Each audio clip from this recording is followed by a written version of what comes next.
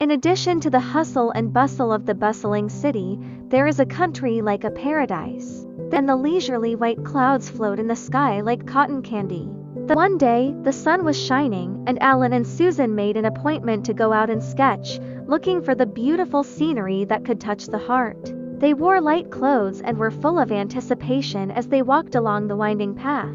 On both sides of the path, the green grass swayed gently in the breeze, as if applauding their arrival. Colorful wildflowers dotted in the grass, red like fire, pink like shea, white like snow, emitting a faint fragrance. The breeze is gentle, with the fragrance of soil and grass, which is the purest taste of nature, and it is refreshing. Suddenly, a murmur of water came into their ears, and the sound was crisp and pleasant, as if it were a beautiful movement played by nature.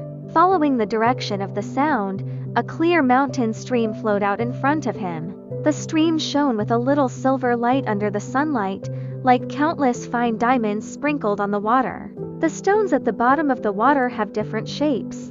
Some are round and smooth, and some are angular, as if they were carefully carved works of art by nature. Small swimming fish played among the stones.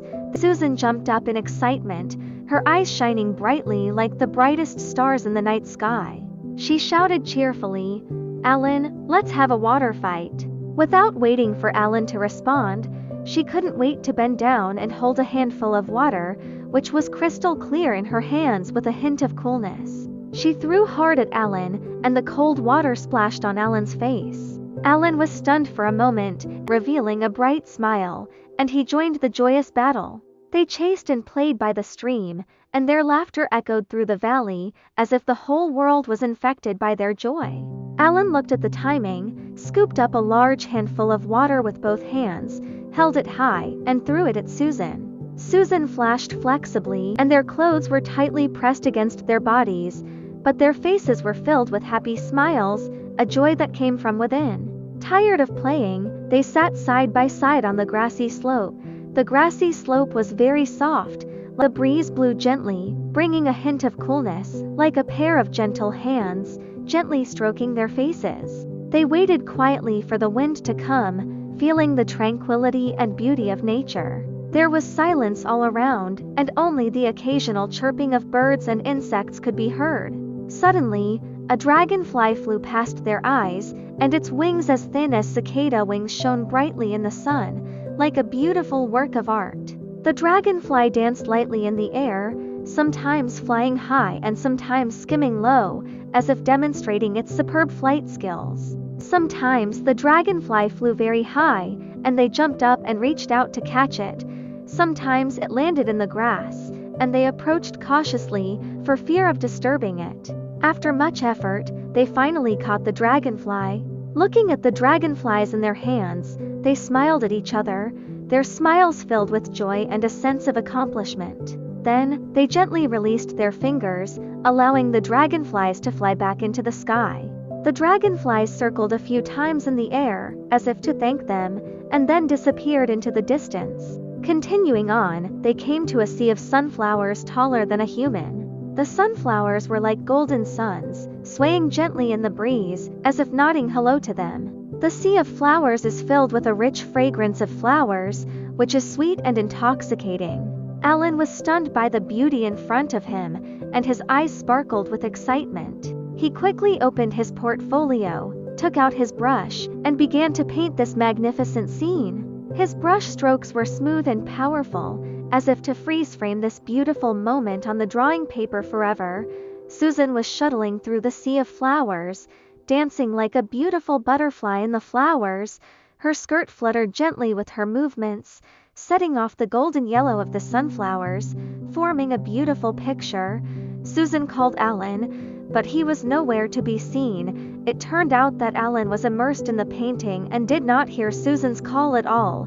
Alan put down his pen and looked for Susan in the dense sea of sunflowers. The sunflower was so dense that he could only carefully remove the branches and leaves and move forward step by step. Without noticing, the two bumped into each other, and sweetness in that smile.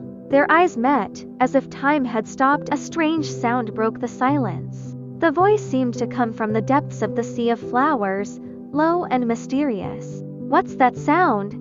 Alan clenched the brush in his hand and said calmly, "Don't be afraid. Let's go take a look." Although he pretended to be calm on the surface, his heart was actually filled with nervousness and curiosity. They walked in the direction of the sound. As they went deeper, the sound became clearer and clearer, as if someone was singing in a low voice. The song was low and strange, making people creepy. Finally, in the depths of the sea of flowers, they discovered a mysterious cave. The entrance to the cave was covered by vines and weeds, and a strange light was vaguely revealed. The vines were like green pythons, wrapped around the holes. The weeds grew very lush. Alan and Susan stood in front of the cave, hesitant to enter. The cave was filled with a mysterious aura that made people both curious and afraid. "Let's go in and have a look. Maybe there's some treasure inside," Susan said with courage. Although her voice was still trembling, it was filled with determination. Alan nodded, and he held Susan's hands tightly, which conveyed warmth and strength. They walked into the cave together. The cave was very dark, and they could only grope their way forward with the help of the faint light. The surrounding walls were engraved with strange symbols and patterns, resembling ancient writings. The symbols and patterns varied in form, some resembling animals, some resembling stars, and some resembling mysterious runes. Alan studied the symbols carefully, trying to unravel the mystery. His eyes were focused and serious, as if in a silent conversation with these ancient symbols. Suddenly, the ground beneath their feet began to shake, and the stones above their heads also fell. The tremors grew stronger and stronger. Alan hugged her tightly and comforted her. "Don't be afraid, we'll be fine." Just as they were feeling desperate, a bright light appeared in front of them. They ran towards the bright light, each step filled with hope. Finally, they escaped from the cave. When they returned to the sea of sunflowers, the sun had already set. The golden afterglow sprinkled on them, giving them a layer of mystery, as if they were two fairies from a fairy tale world. They sat by the sea of flowers, reflecting on the experience they had just had in the cave, full of doubts and disagreements. Night gradually descended, and the lights flickered in the night sky, like bright gems. Holding hands, Alan and Susan left the sea of sunflowers. But their fantasy journey has just begun, and there are more unknowns waiting for them to explore in the future.